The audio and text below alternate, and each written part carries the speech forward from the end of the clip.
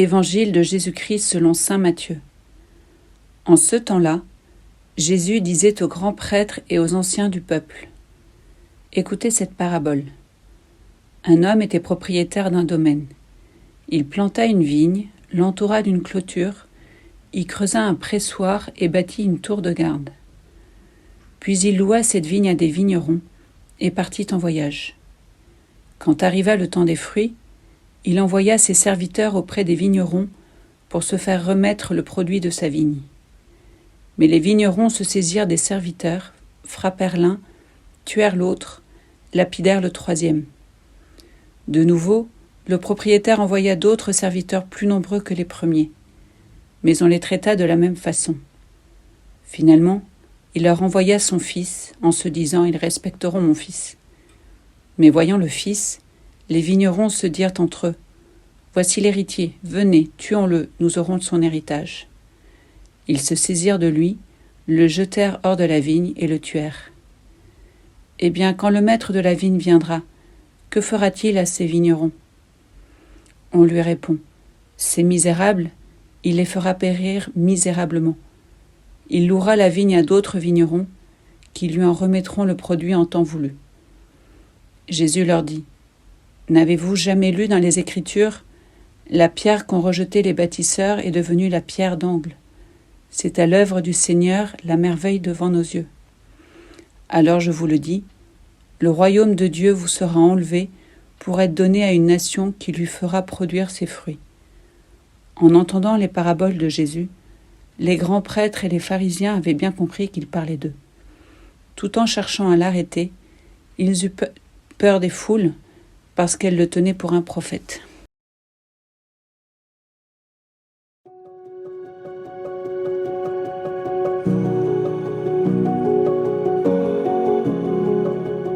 La parabole que Jésus propose aujourd'hui aux grands prêtres et anciens est d'une grande violence. Les vignerons développent une spirale de la violence qui les conduit au meurtre et au vol.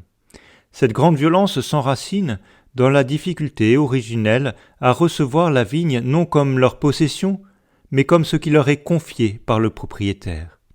Plutôt que de recevoir, ils ont voulu prendre.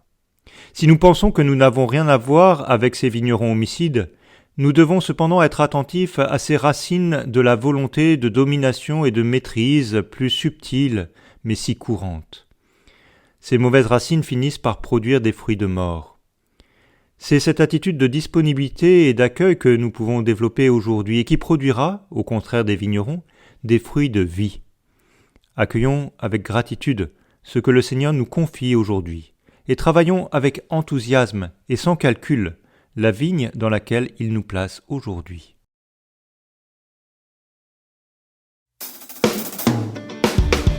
Élevons les mains, chantons le Seigneur. Il est avec nous, le roi, le sauveur, car il nous aime, il nous entraîne dans la joie et la paix, au fond lit notre vie. Je lève les yeux vers les montagnes, d'où vient le secours vient du Seigneur. C'est lui qui a fait les cieux, la terre,